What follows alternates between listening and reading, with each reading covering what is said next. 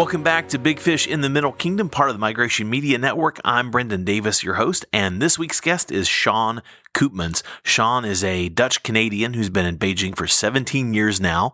We met at the Malvember charity event kickoff party last year at the XL Bar, and we have stayed in touch.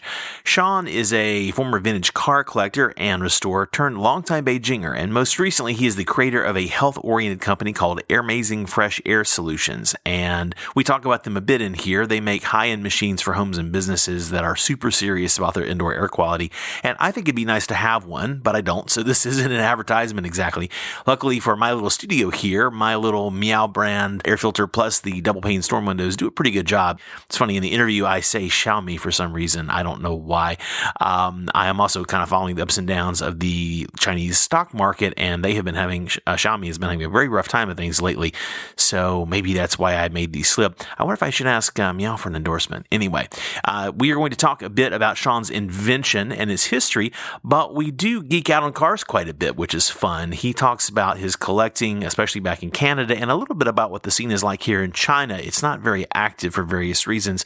I also name-checked my old producing partner, Blue Nelson, who is one of the top authorities in the world on several car lines, including Volkswagen, Mercedes, Porsche, and he's a really fascinating guy. We actually do about a 3-minute diversion from both Sean's story and the China topic, but I left it in for color. I'm going to put some links in the show notes to give you an idea of what I'm talking about and show you the private auto museum, Blue's private auto museum, that was adjacent to our LA office. And that's where I worked for 3 years with my old partner in our old production company. So that's a little bit more of a Brendan note, but Sean and I enjoyed trading the story. And so again, I left it in. I thought it might be something fun. He has some interesting insights. Sean has some interesting insights from his close to 2 decades here in China, including how attitudes have changed toward the handicapped. This is maybe an unexpected little tangent, but one of his best friends has muscular dystrophy here, one of his Chinese friends, and his friend needs a wheelchair to get around, but that has not stopped this guy from building a career for himself as a teacher and a tutor, and he has his own school, and Sean and some others have helped him along the way. But I thought it was a really nice story, and some of my guests are like trying to conquer the world, building giant companies. Some are just trying to improve the quality of life in their own backyard, and Sean is a good example of someone who's kind of in between both. He's trying to make a better life for himself and his family, but his company is also working to do something that could benefit a lot of people. I want to give you a quick reminder before we get into it that the show is sponsored by the Complete Podcasting course, my course on podcasting. Links to that are in the show notes. Also this week, I want to mention that my fellow Migration Media team members, Mike and Chrislyn, are on the same microphone this week. They are on Mike's show, Migratory Patterns. They did a very interesting interview to me, and I know them both very well, and I know her story pretty well. But that is also linked in the show notes, along with Chrislyn's new vlog project, The Chrysalis Chronicles.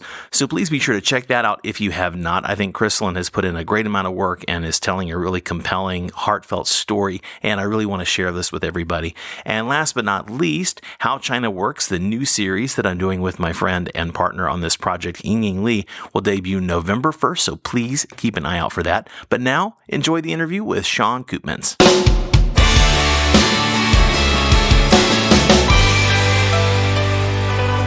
Well, I'm here with Sean Koopmans. Sean, how are you today? I'm very well, thanks. It's a pleasure to be here. Well, glad to have you here. And we met about a year ago. Before we get into all of that, give us the answer to my traditional first question, which is the short version, please, of who you are, where you're from, and why China. What brought you here? Then we'll get into the details. Sure. Well, I'm from Edmonton, Alberta, Canada, and I've been in China for nearly 17 years now. Most of that time has been in Beijing. And although I've traveled all over this wonderful country with motorcycles, car, and airplane to everywhere. And I was 24, not even 25 years old when I came to Beijing, and now I'm 41 years old. So I've kind of grown up here, shall we say. Nice. Many years ago, I taught English to all different levels, and then it went into teaching automobile English and history and theory to automobile engineers, because my background in Canada, my favorite hobby was restoring antique automobiles. I had a 49 Ford half-ton, and I drove that as a daily driver for about 10 years. The number one rule we have to remember when we work with or drive antique cars is never drive farther than you're prepared to walk back. Did you have any vintage cars over here in China? I mean, you came here when it was still more bicycles, I guess. Well, unfortunately, this is one thing that it really kind of breaks my heart in China. I can't really continue with my hobby with the exception of going to the Huairou Antique Car Museum, which has Mao Zedong's old cars, Zhou Enlai's, Wow. and also Sun Zhongshan's 1920 Buick. It's a beautiful there. Other than viewing a few cars in the museum, there isn't too much we can do in China with this hobby. There is an exception. They do have a drive, I believe, once a year from maybe Beijing to Shanghai, and people can get their antique cars in China for 2 weeks, get a temporary plate, and then just drive from Beijing to Shanghai, if I'm not mistaken. But other than that, there isn't too much for this hobby. Oh, they have to get a special plate to put it on the road? Yeah, just a temporary 2-week plate so they can complete a sort of cruise in China with their antique car. Okay, well, I'll talk to you more about that offline. I'm curious for the details that may not be interesting to everybody. And if you are interested and you're like, why did you cut this short? Message me, and I'll tell you what Sean filled me in on off air. But in terms of what you're up to now, I know for a fact, and we'll kind of build our way up to this, but you have this great new venture that you created called the Airmazing. He's wearing his, you can't see it, folks, because it's radio, but he's wearing his great t-shirt. What is Airmazing? So airmazing.co is my business for fresh air machines. Being in Beijing all these years, it was much worse, especially when I first came in January of 2002. I believe that was the last winter where the people in Beijing were allowed to burn coal inside the second ring road. I cannot even imagine what that was like, because it's the days when you see it kicking in outside the city and it blows into here. It's horrible. I can only imagine what it's like to have it from within the city. Yeah, I remember that the sky was kind of a red, blue, and all the colors of the rainbow, it seemed, of all the dark colors, shall we say. Are the particulate matter. Yeah. And it really was hard to breathe, and it was a shock. I remember I was sick off and on for about a year when I first came to Beijing. And, that's just the way it is. But I have to admit, it's getting much better slowly over the years, which is positive. But there is still quite a ways to go. So at that time, and maybe about 10 years ago, a lot of people, foreigners and some Chinese people, were buying these recirculating air purifiers. Mm-hmm. But I always knew, because I have a lot of HVAC, heating, ventilating, and air conditioning experience in Canada, that when you simply recirculate air in a room and you block off all the seals, then it gets to be very, very humid. It's just not fresh with all the CO2. Sure. So children cannot concentrate when they are doing their studies. And when you want to sleep, you don't really sleep that well because the air just isn't fresh. So I decided to just make my own machine. And I, several years back, and a nice little unit that is very effective. I pump in the air from outside, filter it, pressurize the interior space, and it's amazing. One machine now, my current models, can easily handle 400 square meters of space. So it's nice that the air is always fresh, and I have all sorts of different kind of clients there. So it's the device. It's not like the standalone that is just freestanding in the room. You actually have it connected to the outside, but then you use that air to you treat that. Yeah, so it's not like a refrigerator or an air purifier where you simply plug it in and turn it on. For Airmazing and fresh air machines in general, they all have to be installed somehow, and usually it's going through a window or a drilling hole through a wall, depending on if it's your property or a rental property. And it basically pressurizes the interior space and ensures that the polluted air cannot leak in, because 24 hours a day when this machine is running, the air is actually leaking out. And Airmazing's big specialty, one of the specialties, is even when we cook food and we turn on our range hood. Right. Well, the range hood, the extraction fan, they pull out 800 to 1,600 cubic meters of air per hour. Wow. So if you're cooking, whether it be Chinese food, my wife and my children, they just love to eat jianzi. Oh yeah. it's just silkworms, and it's it's got a lot of protein. It's very healthy. I encourage my kids to eat it, but I'm afraid to say that when it's being cooked, but you get that vent fan going. The odor is a little strong, so you have to turn on the fan. Sure. But if you have, so it's pulling all your I have my little, like a lot of people have the Xiaomi. You can't see it. I'm pointing. I have like the basic Xiaomi, 800 Quad unit. Yeah. I know makes a big difference. I know it's doing something. Mm-hmm. Yeah. But the fact is, like all this nice clean air, you turn on that vent fan and you're sucking it out. Exactly. And then I'm pulling in the air from underneath my door, like we heard the noise from the suction and. So you're losing your clean air pretty fast. So basically, if you have a recirculating air machine on and you have your range hood on, and it's pulling out the best ones on the market today are 1,650 cubic meters an hour. So that air, where does it come from? It has to come from outside and sucks in the polluted air. So you're basically in a major way raising up the PMs in your home. So if you have 10 machines on that are recirculating, it's just not going to make a difference in this situation. So the Air Amazing models, there are 2 different models currently, and the black walnut version is 2,000 cubic meters an hour. So when you're cooking... So it'll overcome that fan. It'll overtake the range hood to ensure that the interior suite still has pressure, positive pressure, and that your PM is near zero levels. And then the tall aluminum unit, which is painted white, it's about 3,000 cubic meters an hour. So that's a very special unit that can be used in many different places. Is that more of an industrial? Are you marketing that one more? Are you thinking more that's sort of more an office unit? The black walnut is like a nice piece of furniture. Yes. Like you're saying, even if magically the air problems are solved and you turn it off, you have a nice kind of coffee table. For sure. The black walnut is too nice of a piece of furniture to throw away. So in the future, if it does get that much better in 5 or 10 years, the innards can be removed and it can be used as a beautiful piece of furniture. Well, let's talk a little bit about how we got to that, because you told me the backstory of your dad. And so this you come by this kind of honestly lineage-wise. How did you, what's the story there? So my father, he's from the Netherlands, and he immigrated to Canada back in 1952.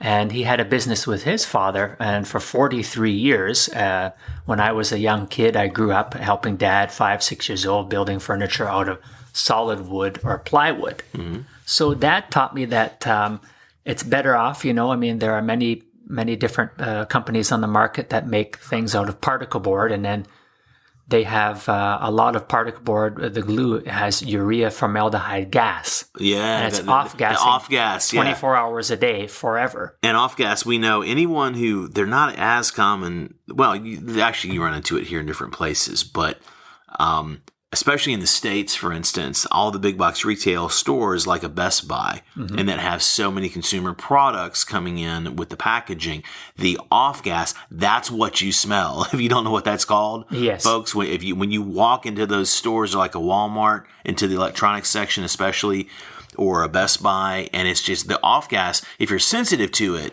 like my eyes water, I cry, it's like hard to breathe. Yeah. It's really super strong. So particle board is using that in the glue, basically. For sure. So to be precise, in the retail stores, maybe it's painted and you don't actually see it, but that would be most likely MDF, which is medium density fiberboard. Right. And it's just basically, shall we say, an upper quality particle board. And that's a lot of the shelving that they do, the end caps and the displays and stuff like that. Yeah. So, basically, a person really is not, it's just not a good thing to bring that into their home, especially when you have kids, And that's not to say nowadays there is some particle board and MDF that does not have that off-gassing, that has some good, better quality glues that are imported and stuff. But I would say to be safe, it's better off to use plywood or solid wood. Yeah. So, Dad was saying that we shouldn't have this in our home, and particle board, another rule of thumb is you can kind of only move it once.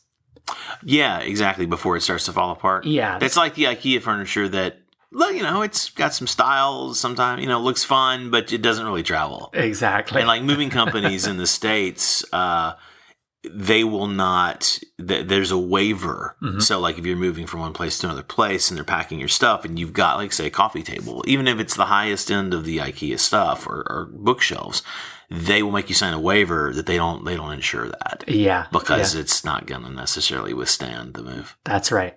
So Dad still, he started in 52, and he still has customers today that have either the people are still alive and they have that furniture, or they've given it to their children, and 60 years later, 40, 50, 60 years ago, the furniture is still there and it exists, It's not just something that we just throw in a dumpster after using for 2 or 3 years, because to be environmentally friendly, we should build a product that lasts a long time. Right.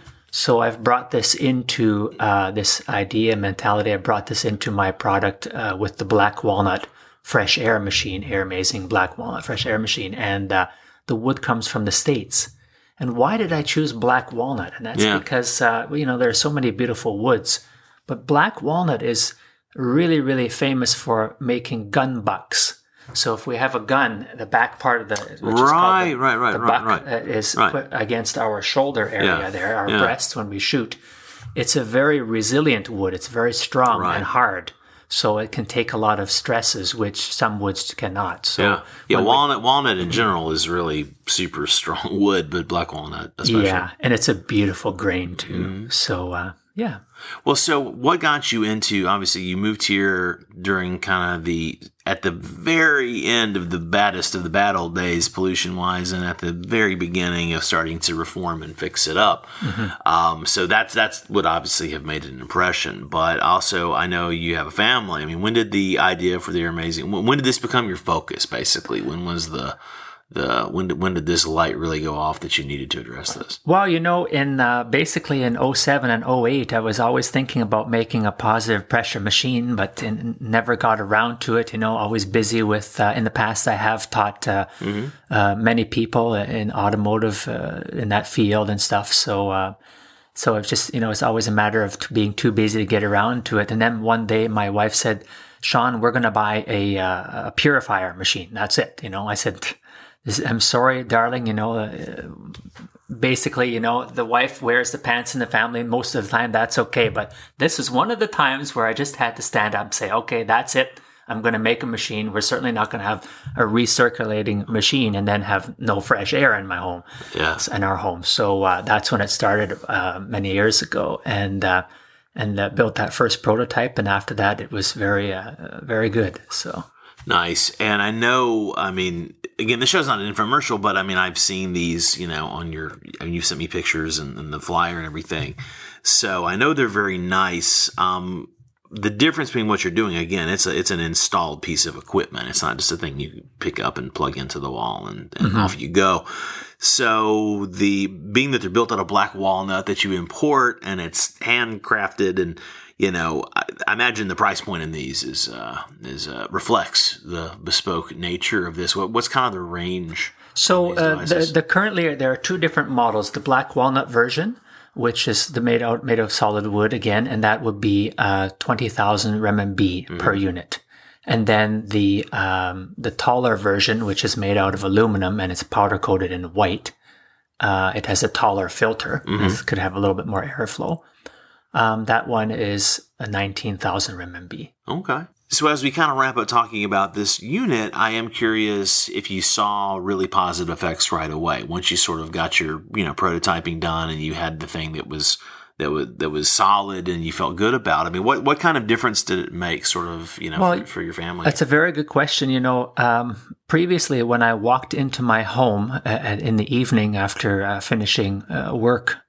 My mother-in-law and my children would be there, and my wife. And then when there are three people breathing, and the windows are closed, if it's very, very polluted, right away you could tell how humid and non-fresh, shall we say, unfresh the air was. Right. But once this machine was on, instantaneously, it only takes basically 20 minutes to bring the PM down to 0 levels pretty well.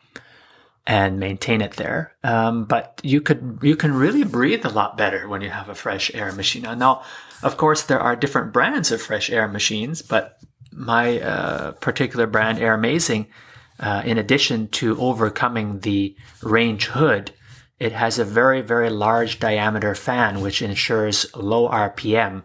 So for a given airflow, it can actually make the sound almost just totally minimal. It's super ultra quiet, basically. And by having that, you are not disturbed in your activities. We could almost run my machine right now.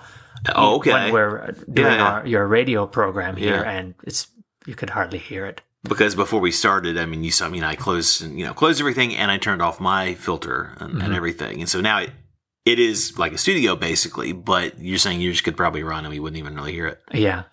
Well, if I have an extra 20,000 R&B anytime soon, could you put it in a place like this? I mean, do you have to, is there like a window thing that goes to? Yeah. So basically there are, of course, many different ways to install, but there are people who are concerned with, renting a unit. Of course, we cannot drill holes or through a place like this, but we can actually build a small room that's maybe 1 square meter or whatever on the inside of the unit, and then attach the hose to that, and then leave the window open all the time. And that is a sealed room. And then you can run the unit all the time without having to disturb and destroy the house if you're renting. Very nice. So I'm curious about your automotive bug. Where did that come from? How did that get started? Well, I am totally fascinated with anything mechanical. Okay. And I've always loved one of my favorite heroes is Henry Ford, actually. And he was a fascinating person, I believe. He didn't have he didn't have much education. I think it was grade 6 or whatever, but yet he was head of Edison in Edison's. He was head engineer there for a while, and then he became. It was his dream to give the car to the common people rather than just for the rich people, like his investors originally wanted. And he made it so it was $5 a day, paying a wage, and everybody else thought he was going to go bankrupt. He had so many innovative ideas. What about his hemp car? In the 40s, he had a hemp car, which was much stronger than steel. I'm aware of this. I'm glad you brought that up. That's an interesting diversion, folks. If you've never heard of that, Google that. Or Bing it if you're in China. Yeah, so there are so many other things. And of course, we love the Deuce. I'm not sure if you've heard of the Deuce, the 32 Ford V8. Sure. And for about 10 years, it was called the Ford V8, which is the Ford flathead engine, which they produced for about 20 years, which was one of the 10 best engines in the 20th century in Ward's magazine. So it's kind of funny that I'm driving a car right now, which is a Buick, and it was the engine was produced for 50 years.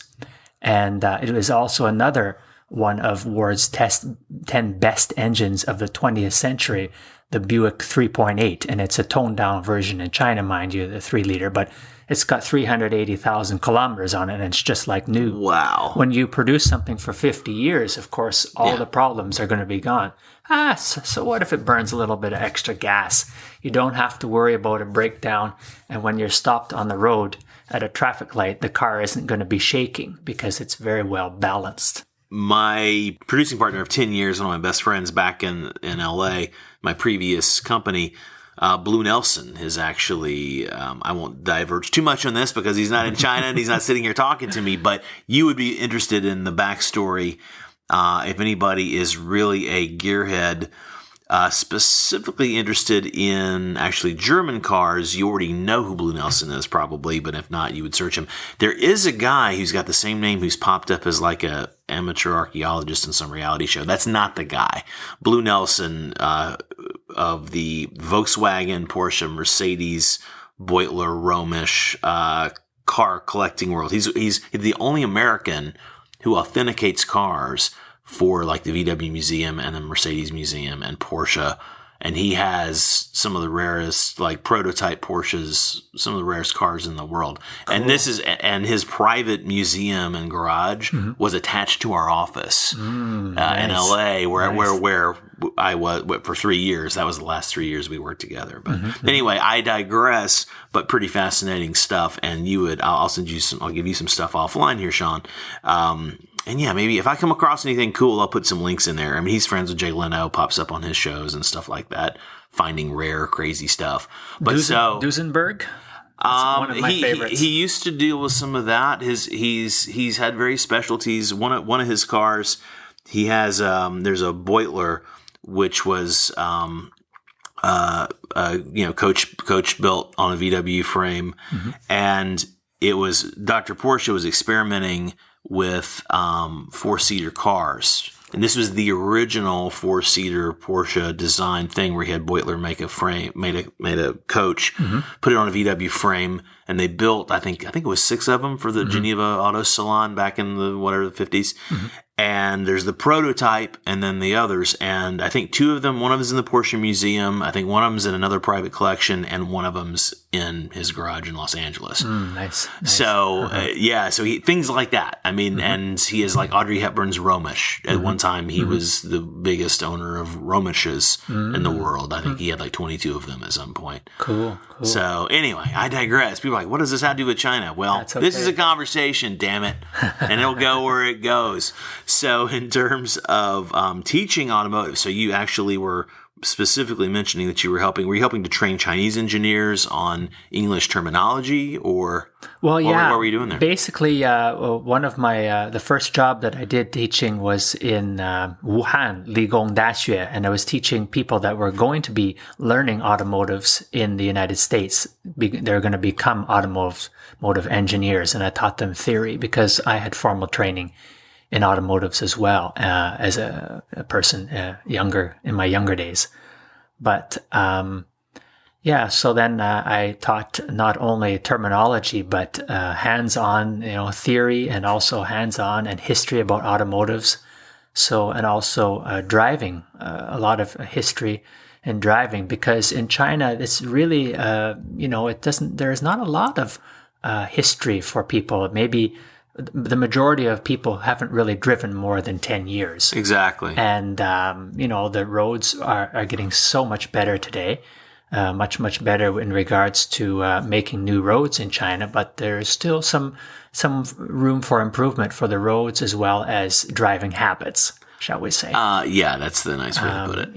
So with 27 years of driving experience in all sorts of places in the world, I have picked up some good habits, although I may have a bad habit or two as well, but try not to anyways. Well, I had a conversation with, I don't know if this was on the show or not. I don't know if it was relevant to the show. I think it might have come up something about, it was something to do with the constantly on the move nature of the Chinese character. It was meant as a positive. We were talking about specifically the craziness of the driving here, and how some places there just seem to be no rules at all.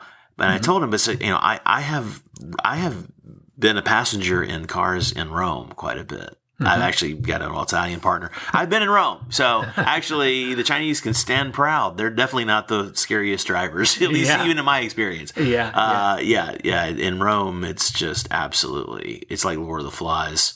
So in the time you've been driving in China, you've been spending time out there on the road. You're a brave man, Sean. I had a former colleague had an extra car that doesn't live in Beijing all the time, and asked me if I wanted to drive this car and exercise it. It was a very nice car. It was a nice Mercedes. And I said, I have no interest in driving whatsoever because I just can't take the pressure. But you drove here today. So what have you seen as far as the evolution of driving habits and stuff in China? Well, I tell you, a taxi driver nearly went into me. And it's basically the norm in China not to shoulder check. Yeah. And, of course, with shoulder checking, if you don't shoulder check, 9 times out of 10, you're okay when you use the mirror. Now, what do you mean by that? Shoulder check? When you shoulder check, you turn your head 90 degrees to make sure that there is no person right beside you in your blind spot. Right. So 9 times out of 10, using the mirrors, you can get away with it. But unfortunately, 10% of the time, cars are in your blind spot. Exactly. Not exactly 10%. Probably more than 10% maybe here, a little because bit more. People move and hustle. So today, of course, what's supposed to be a professional driver, a taxi driver, he went right in, and then, of course, I had to avoid. Fortunately, there were no bicycles on my right side. Otherwise, I would have knocked the person down. Wow.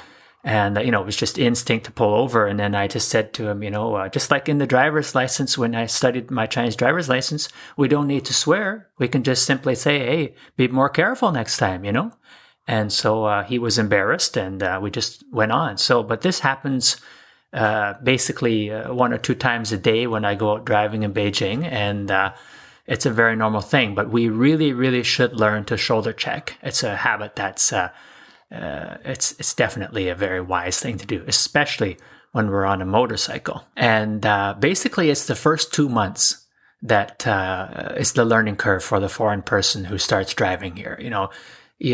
People, they careen around the corner without stopping. And this is just a part of the culture. So at first, initially, it might seem terrible or whatever, but you just get used to it. Everybody breaks the rules, and you know that everybody breaks the rules. So we don't need to break the rules, but as long as we know what rules are generally speaking broken, then it's not a big deal anymore. You basically have to figure out the norms. This is a topic that comes up a lot because I'm working on this new show, How China Works, coming soon with Ying Li. But where we're talking about basically the in every category and capacity of interaction, we're talking about norms and things like that, and where it comes from a lot too, and also so it's to help outsiders to better deal with China, and also for Chinese to better understand globally. So I end up being the voice of, okay, well, here's how it works here and there, and not here's how it works, not here. Yeah. But that's one of the things you just have to really understand what the norms are. What are some things you've been here? And this is, as we're sort of wrapping up here, the question that I always like to really get into with someone who has been here for more than 5 minutes, which you definitely have, is some of the changes you've seen. And there's the basic stuff, but don't worry about what other people have said. I mean, your story is your story. So whatever occurs to you is what occurs to you. But what are some of the things you've seen, big and small, that have, either encouraged you or surprised you or, maybe dismayed you? But what you've been here, like you said, since 2002, right? Yeah. So what's this been like for you to be here? I mean, you've been, as you were telling me before we started recording, this has been really the majority of your adult life has been, you've come of age really here. That's right. So what's that like for you? Well, I had an experience one time in a 5-star hotel where I asked in Chinese, in Mandarin as well as English to the waitress. I said, "Excuse me, can I please have a glass of ice water with ice cubes?" And she came back with a glass of warm water with no ice. And I said, "Well, where's the ice?" And she said to me, "You don't need ice. It's cold enough." And thank you for your opinion on bring me my ice. Yeah. So, but for her, as a foreigner who was in China for already 5 years, I knew that for her, she was right. Generally speaking, foreigners would like to have what we ask for, but the Chinese often serve what they think you should have. So that's funny that you mentioned you were 5 years in at that point, because I realize I've actually been back and forth now 5 years myself. I lived here part-time on and off since 2013 and full-time last 2.5. And I remember the transition. I got here at the very sort of end of still using cash money. I had WeChat in the States. WeChat English was the thing, at least in 2012, because that's when I started using it. But I got here. Yeah, it was. I was surrounded by Chinese folks. I had a Chinese partner at the time in my business then. So I was an early adopter for that reason in the States. But so we're basically a cashless society, and this opens up freedom and mobility and all kinds of interesting possibilities. Well, yeah, it's freedom in some ways. You don't have to always carry, the coins and different things like that. But yeah, I certainly remember when the Chinese were really, really cash oriented and everything was paid in cash. And I would say that the majority of the Chinese people were very wise when using credit cards and not paying interest, rather than just if they use it, then they pay it off right away and stuff like that. Chinese people would often carry bundles of cash when they would go abroad, and then they would get robbed in Rome, speaking of Rome again, and other places. So speaking of changes and evolutions here in Chinese society, one thing that we were talking about a bit off mic is you have a friend who's gone on quite a journey himself. You helped him a lot, and how the local attitudes have changed and been more accepting of a guy in a pretty challenging spot, but who's now thriving. Tell us a bit about your friend. I think this is a really cool story. It's kind of a funny story that you mentioned. It was in Daqing, Northeast in Heilongjiang. That's where my old partner is from. My old business partner is from Daqing. Well, it's actually a sister city to Calgary, Canada, I believe. Oh, really? They're both oil cities. Daqing is the biggest oil field in China. I think I've heard that, yeah.